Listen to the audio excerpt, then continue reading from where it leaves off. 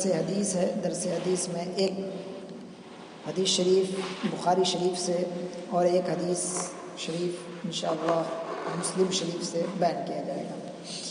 حضرت ابو ہریرہ رضی اللہ عنہ سے روایت ہے، نبی پاک علیہ الصلوۃ والتسلیم سے روایت وہ کرتے ہیں. سرکار علیہ الصلوۃ والتسلیم نے ارشاد فرمایا، اسرعوا بالجنازۃ، جنازے میں جلدی کرو. بالجنازۃ ہم لوگ جنازہ بولتے ہیں، تو اردو میں جنازہ ہے اور عربی میں جنازہ ہے. جنازہ جیم کے نیچے زیر عربی میں، لیکن اردو میں جنازہ. تو اس میں جو ہے عام انسان کچھ علماء بھی غلطی کر جاتے ہیں، وہ بھی جو ہے جنازہ ہی بول دیتے ہیں، عربی میں بھی جنازہ بول دیتے ہیں، حالانکہ عربی میں جنازہ نہیں ہے، عربی میں جنازہ ہے، جیم کے نیچے زیر. تو کیا حدیث پاک میں ہے کہ جنازہ میں جلدی کرو، یعنی جب کسی کا انتقال ہو جائے تو ان کو کیا کرو، جلدی دفنا دو. جنازہ جلدی کرو مطلب اب جنازہ جلدی کریں گے تو ظاہر ہے دفنائیں گے. اب جنازہ کے بعد نہ کسی کو رکھتے ہیں، تو جیسے جنازہ کسی کا انتقال ہو تو جلد از جلد اس کے لیے کیا کرو، دفنانے کا انتظام کرو. فَإِن تَكُنْ صَالِحَةً، تو اگر وہ جنازہ نیک ہوگا، فخیر، تو بہتر ہے کہ تقدمونها الیہ، کہ تم اس کو اس کے حوالے کر دو. یعنی اگر وہ بہتر ہے تو بہتر کی طرف کیا کر دو. اب ان کی ایک نئی زندگی شروع ہونے والی ہے، تو جلد از جلد کیا کر دو، ان کو حوالے کر دو. تو ایک بہت بڑے بزرگ گزرے ہیں جن کا نام حضرت علامہ عاصی غازی پوری ہے. تو وہ کہتے ہیں کہ ہے شب گور بھی اس گل سے ملاقات کی رات. یعنی شب گور رات جو قبر کی تاریکی ہوگی، اس تاریکی بھی ہے اس گل سے ملاقات کی رات، یعنی سرکار علیہ الصلوۃ والتسلیم سے ملاقات کی رات ہے. تو جب سرکار علیہ الصلوۃ والتسلیم سے ملاقات کی رات ہے، تو جب کوئی نیک انسان رہتا ہے اس کے دل میں طلب ہوتی ہے کہ ہم سرکار علیہ الصلوۃ والتسلیم کا جلد از جلد دیدار کریں. تو چاہیے کہ ان کو جو ان تک جلدی پہنچا دیا جائے. تو جو نیک جنازہ ہو، جو صاحب میت اگر نیک ہوگا تو بہتر ہے، تو بہتر کو بہتر کی طرف جلدی سے جلدی سپرد کر دیا جائے، لوٹا دیا جائے. وَإِن يَكُن سِوَى ذَلِكَ، اور اگر وہ نیک نہ ہو بلکہ کیا ہو، وہ شریر ہو، وہ کیا ہو، بدمعاش ہو. فَشَرٌ، تو شر ہے وہ. تَتَضَعُونَهُ عَنْ رِقَابِكُمْ، تو شر کو جو ہے اپنی گردن سے جلدی باہر کرو. شر کو اپنی گردن سے کیا کرو، جلدی نکالو، باہر کرو. تو کیا مطلب، اگر کوئی نیک بندہ ہے تو نیک بندے کو اس لیے جلدی دفناؤ کہ چونکہ نیک بندے کی تمنا یہ ہوتی ہے کہ جلد از جلد میں قبر تک پہنچوں تاکہ نبی پاک علیہ الصلوۃ والتسلیم کا دیدار کروں، جنت کی نعمتوں کو حاصل کروں. ٹھیک ہے، اور نیک بندہ تڑپ ہوتی ہے، تو اس لیے ان کو جلدی دفنا دو. اور اگر کوئی کیا ہے، شریر ہے، تو اس کو بھی جلدی دفنا دو. اس لیے کہ اگر کوئی شریر ہے تو شریر کو جلدی سے جلدی اپنے یہاں سے دفع کرو، ہٹاؤ یہاں سے، کہ یہ شریر نہ رہے. کہ اگر یہ شریر زیادہ وقت اگر رہے گا تو کہیں ایسا نہ ہو کہ غضب الہی نازل. تو بہتر ہے کہ شریر کو جلدی سے جلدی کیا کرو، دفع کرو. عام حالتوں میں بھی ہم دیکھتے ہیں کوئی اگر بدمعاش آ جاتا ہے، سب سائڈ ہو جاتے ہیں، ارے یہ بدمعاش آ رہا ہے، پتہ نہیں کون کیا کہہ دے گا، اس کو جو ہے اس کو جلدی سائڈ ہونے دو، اس کے منہ مت لگو. شریر کے سامنے تو انسان کیا ہو جاتا ہے، چپ ہو جاتا ہے. بدتمیز ہو تو اس کے سامنے بھی انسان چپ ہو جاتا ہے، پتہ نہیں کیا کہہ دے. تو اب اگر وہ مر گیا ہے تو کیا کرو، اس کو جلدی سے یہاں نکالو، اس کو جلدی مت رکھو. تو اب اندازہ لگائیے یہیں سے کہ ہمیں کیا بننا ہے. حدیث پاک میں دونوں طرح کے لوگوں کا ذکر آ گیا، نیک لوگوں کا بھی ذکر آ گیا اور برے لوگوں کا بھی ذکر آ گیا. برے لوگوں کے بارے میں کیا ہے کہ اپنی گردن سے اس کو کیا کرو، جلدی سے جلدی نکالو، پھینکو، باہر کرو. اور نیک لوگوں کے بارے میں کیا ہے کہ وہ بہتر ہے تو بہتر کو بہتر کی طرف لے جاؤ. تو اب ہمیں چاہیے کہ ہم بہتر بنیں، نیک بنیں. اللہ عز و جل ہم سب کو نیک بنائے، ہم سب کا ایمان پر خاتمہ فرمائے. یہ بخاری شریف کی حدیث تھی. اب مسلم شریف کی ایک حدیث سماعت فرمائے. قال رسول اللہ صلی اللہ علیہ وسلم علیک بکثرۃ السجود للہ. سرکار علیہ الصلوۃ والتسلیم نے ارشاد فرمایا کہ تم اللہ کے لیے سجدے کی کثرت کرو. تم پر لازم ہے کہ اللہ کے لیے زیادہ سے زیادہ سجدہ کرو، اللہ ہی کے لیے، کسی اور کے لیے. فإنك لا تسجد لله سجدة إلا رفعك الله بها درجة، اس لیے کہ تم جو بھی خدا کے لیے سجدہ کرتے ہو، جو تم ایک بھی سجدہ کرتے ہو، تو اللہ عز و جل اس ایک سجدے کی بدولت تمہارے درجات کو بلند فرماتا ہے۔ سبحان اللہ سبحان اللہ۔ وحط عنك بها خطيئة، وحط عنك بها خطيئة، اور تجھ سے تمہارے گناہوں کو مٹاتا ہے سبحان اللہ۔ اس ایک سجدے کی بدولت۔ تو جب تم ایک سجدہ کرتے ہو تو ایک سجدے کی بدولت کیا ہوتا ہے؟ اللہ عز و جل تمہارے درجے کو بلند کرتا ہے اور تمہارے گناہ کو مٹاتا ہے۔ تم اگر زیادہ سجدہ کرو گے تو تمہارے درجات اور بھی بلند ہوں گے اور تمہارے گناہ مٹتے جائیں گے۔ تو اس لیے سجدے کی کثرت کیا کرو، اس لیے بزرگوں کے ہاں یہ آیا ہے کہ وہ رات رات بھر سجدے کیا کرتے ہیں، رات رات بھر سجدے کیا کرتے ہیں۔ اور سجدے کو اگر سائنٹیفکلی اگر دیکھیں گے، پاکستان کا ایک بہت بڑا سائنٹسٹ ہے، ابھی کچھ دن پہلے ان کا انتقال بھی ہو گیا، عبد القادر نام تھا، جانتے ہیں؟ جو اسکول میں پڑھتے ہیں ہمارے مسلمان کیا کہیں، نہ ادھر کے نہ ادھر کے، نہ دینی تعلیم حاصل کرتے ہیں نہ دنیاوی تعلیم صحیح سے حاصل کرتے ہیں۔ بہت بڑا المیہ ہے مسلمانوں کے ساتھ۔ آج ہم جو پیچھے ہیں نا، صرف اس لیے نہیں، 2 سے 2.5% ہم مسلمان پڑھے لکھے ہیں، اندازہ لگائیے۔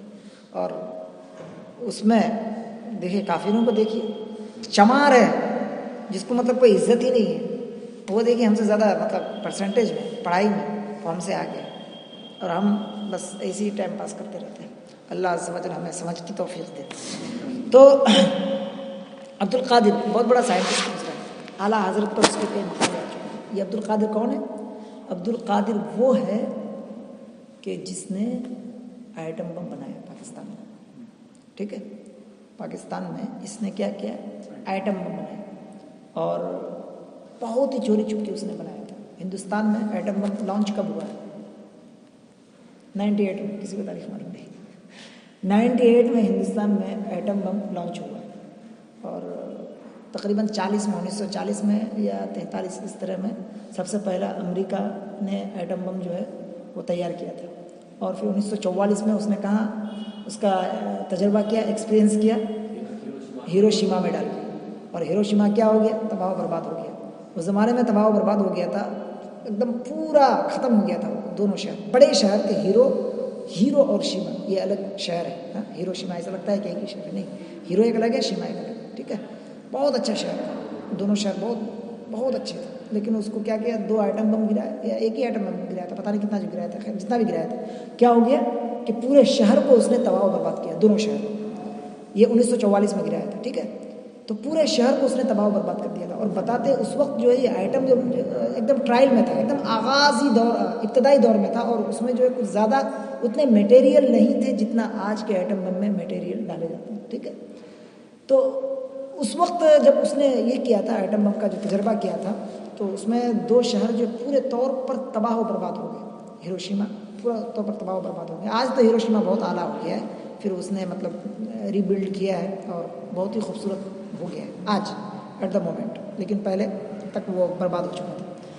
تو ایٹم بم بنانے کی جو ہے نا ہر ایک کو اجازت نہیں، ہاں یہ بتا دیں، ایٹم بم بنانے کی ہر ایک ملک والے کو اجازت نہیں، یہاں تک کہ جب ہندوستان ایٹمی توانائی حاصل کر رہا تھا اس وقت جو ہے فرانس اور یورپی جتنے بھی ممالک ہیں سب لوگوں نے بہت زیادہ دباؤ ڈالا تھا ہندوستان پر، لیکن اس وقت کا جو پرائم منسٹر تھا وہ تھی اندرا گاندھی تھی غالباً، وہ تھی ڈکٹیٹرشپ، اس کا انداز ہی بہت نرالا تھا، کچھ اس کے کام اچھے ہیں، تو اس نے وہ اور بھی دیگر جو اس کے بعد جو بھی آئے ہوں گے، تو ان لوگوں نے سائنسدانوں کو، دیگر لوگوں کو یہ کہتا رہا کہ تمہیں کچھ ڈرنے کی ضرورت نہیں ہے، تم تجربے پہ تجربے کرتے جاؤ، ہم تمہارے ساتھ ہیں، ان لوگوں کا کچھ نہیں ہونا۔ اور ان لوگوں نے بہت بائیکاٹ بھی کیا، کچھ بہت دھمکیاں بھی دیں، لیکن نہیں مانے، اور ہندوستان نے ایٹم بم بنانے کی جو ایٹمی توانائی اس نے جو ہے شروع کر دی، اور شروع کرتے کرتے کرتے آخر تک ہندوستان کو کامیابی ملی، اور 98 میں اس نے تجربہ کیا، ہندوستان کو ایٹم بم مل گیا، ٹھیک ہے؟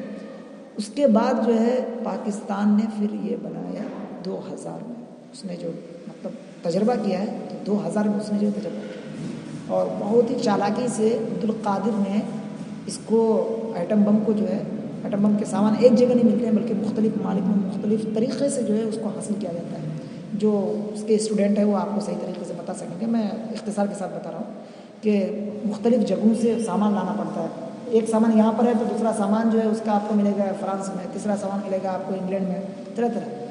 تو اس نے جو ہے چونکہ معلوم ہے الکفر ملت واحدہ, تمام کافر کیا ہے, ایک ہی مذہب کے, چاہے وہ کوئی بھی ہو دنیا میں, چاہے وہ عیسائی ہو, چاہے عیسائی اگر وہ کافر ہے تو, چونکہ عیسائی جو ہے اگر وہ جو حضرت عیسیٰ علیہ السلام کی تعلیمات ہے اس کے مطابق اگر ہے تو وہ اہل ایمان میں سے, اہل اسلام اہل ایمان میں سے, مطلب اس کو کافر نہیں کہیں گے. لیکن اللہ ماشاء اللہ آج خیر عیسائی ہو یا یہودی ہو یا کوئی بھی اگر کافر ہے تو سب جو ہے ایک ہی جٹ ہے, اگرچہ ان کے آپس میں اختلاف ہے لیکن مسلمان کو ماننے کے لیے وہ سب کیا ہے. تو ہاں کسی بھی صورت میں وہ اجازت دے ہی نہیں سکتا تھا کہ پاکستان ایٹم بم بنائے, لیکن لوگوں نے چالاکی کی, سامان کچھ یہاں سے منگایا, کچھ وہاں سے منگایا, کچھ وہاں سے منگایا, اور کسی کو کان خبر تک نہ ہونے دی. اور پھر کیا کیا اس نے, اچانک لانچ کیا, اچانک سے ایک دم پورا لانچ کیا. اور وہ لانچ کرنے والے کا نام تھا عبد القادر, جس نے ایک دم پوری محنت کی پاکستان کے لیے اور قوم مسلم کے لیے. بس مسلم ہونے کے ناطے اس کے دل میں درد تھا, وہ تو باہر بہت بڑے عہدے پر فائز تھا, لیکن ایک مسلم ہونے کے ناطے اس کے دل میں درد تھا. وہ آیا اور ایٹم بم کا اس طرح کام کیا, خیر وہ جو ہے کامیاب ہے. تو وہ جو عبد القادر ہے, یہ سب کچھ باتیں جو آ گئی, چلے آپ کو کوئی معلومات ہو گئی. تو یہ جو عبد القادر تھا اس نے جو ہے ایک مقالہ لکھا ہے, اور اس نے شاید اعلیٰ حضرت پہ بھی مقالہ لکھا ہے. اعلیٰ حضرت چونکہ بڑے سائنٹسٹ بھی تھے نا, تو اس حوالے سے اس نے مقالہ لکھا ہے. لیکن اس کے ساتھ میں انہوں نے ایک چیز کا ذکر کیا ہے کہ گردن میں یا کہیں پر جو اس کو کوئی بیماری تھی, اس بیماری کا میں نام نہیں لے پا رہا ہوں, انگلش میں جو کیا ہے اس کا نام, اور اردو میں بھی کیا کرتے ہیں نام مجھے خیر ذہن میں نہیں ہے, لیکن اس کو جو یہ بیماری تھی گردن میں یا کہیں پر اس کو ادھر جو ہے کچھ بیماری تھی. تو اس نے خود سرچ کیا یا ڈاکٹر نے اس کو بتایا کہ تھوڑا لمبا سجدے میں جو ہے تھوڑا زیادہ ٹائم اسپینڈ کرو, یعنی سجدے میں جہاں 3 تسبیح پڑھتے ہو نا, تھوڑا سا اور زیادہ لمبی تسبیح پڑھو. اس نے جو کرنا شروع کیا, کرتا رہا, خدا کے کرم سے, خدا کی توفیق سے اس کو جو وہ بیماری تھی وہ بیماری ایک دم غائب ہو گئی. سر کی جو بیماری تھی وہ بیماری پورے طور پر غائب ہو گئی. اللہ نے کیا فرمایا, زیادہ سے زیادہ سجدے کرو. آئی بات, زیادہ سے زیادہ کیا کرو, سجدے کرو. اللہ کیا کرتا ہے, درجات بلند فرماتا ہے. جب وہاں اگر جھک گئے تو پھر کیا اللہ سمجھ لے پریشانی, یہ بیماری کیا دور نہیں فرمائے گا, یقیناً دور فرمائے گا. ایک بزرگ تھے, اسی کے ساتھ بات کا اختتام کرتا ہوں. بزرگ تھے, سجدے کی بات آئی, بزرگ تھے, بندہ آیا بزرگ کے پاس, کہا کہ سرکار کیا کروں, نماز پڑھتا ہوں مزہ نہیں آتا ہے, سجدہ کرنے کو دل نہیں کرتا ہے. بزرگ نے فرمایا نہیں, سجدہ کرتے رہو مزہ آئے گا. پھر کہہ رہا ہے نہیں سرکار مزہ نہیں آتا ہے, کیسے سجدہ کریں, کچھ لذت ہی نہیں ملتی ہے. نماز پڑھتے ہیں سجدہ کرتے ہیں, کوئی ذائقہ نہیں ملتا, مطلب دل کو لذت ملنی چاہیے, کوئی لذت ہی نہیں ملتی ہے. تو بزرگ تو سمجھا ہے لیکن وہ مانا نہیں. جب نہیں مانا تو بزرگ نے کہا کہ اچھا اگر تم کو ایسا لگتا ہے کہ سجدہ کرنے سے کچھ نہیں ملتا ہے, مطلب دل کو کہیں سکون نہیں ملتا, مطلب یہ نہیں کہ وہ سجدے کو برا کرا ہے, بس دل کو لذت نہیں ملتی ہے, ایک عجیب سا مطلب کچھ بظاہر فائدہ نظر نہیں آتا ہے, کیا سجدہ مطلب نماز پڑھوں کیا کروں. تو بزرگ نے کہا کہ اگر تم کو ایسا لگتا ہے تو مجھے سجدہ کرو. اگر تم کو ایسا لگتا ہے کہ سجدہ کوئی معنی نہیں رکھتا ہے تو پھر مجھے سجدہ کرو. تو بندے نے کہا ہاں میں آپ کو کیسے سجدہ کروں گا, میں سجدہ نہیں کر سکتا ہوں آپ کو, میں تو صرف خدا ہی کو سجدہ کر سکتا ہوں. تو پھر بزرگ نے فرمایا جب تمہارا اتنا اگر خدا پر ایمان ہے, اتنا اگر بھروسہ ہے تو پھر اسی نیت سے سجدہ کرو, انشاءاللہ ضرور سجدہ کرتے کرتے سجدے کی لذت بھی مل جائے گی. تو کیا پتہ چلا کہ اگر ہم عبادت کرتے ہیں, سجدہ کرتے ہیں, تو ہم کرتے رہیں, ایک نہ ایک دن ضرور ہمارے دل میں وہ لذت پیدا ہوگی, وہ کیفیت پیدا ہوگی کہ سجدہ کریں گے تو دل ایک دم پاک ہو جائے گا. تو کسی صورت اس سے ہم غافل نہ ہوں. اللہم صلی علی سیدنا محمد وآلہ وبارک وسلم. اللهم ربنا آتنا في الدنيا حسنة وفي الآخرة حسنة وقنا عذاب النار. ربنا لا تزغ قلوبنا بعد إذ هديتنا وهب لنا من لدنك رحمة إنك أنت الوهاب. میرے مولا, میرے کریم, میرے خدا, ابھی درس حدیث پیش کی گئی صحیحین سے, اور ساتھ ہی بہت سی باتیں بیان کی گئی. میرے مولا تمام باتوں کے بیان کرنے میں اور درس سے حدیث کے پیش کرنے میں، ہم سب کی نماز ادا کرنے میں کسی قسم کی بھی خامیاں بھول چکی ہوئی تو اپنے حبیب کے صدقے سے معاف فرماتے ہوئے اسی تو اپنی بارگاہ میں قبول فرما۔ میرے مولا ہم سب کی تمام نمازوں کو، عبادتوں کو تو اپنی بارگاہ میں قبول فرما، ہم سب کو صحت و توانائی عطا فرما۔ میرے مولا ہم سب کی تمام نیک خواہشات کی تکمیل عطا فرما، ہم میں سے جو بیمار ہیں انہیں شفاء کاملہ واجلہ نصیب فرما، ہم سب کا ایمان پر خاتمہ بالخیر نصیب فرما۔ حضور صلی اللہ علیہ وسلم کے صدقے سے اس چھوٹی سی دعا کو تو اپنی بارگاہ میں قبول فرما۔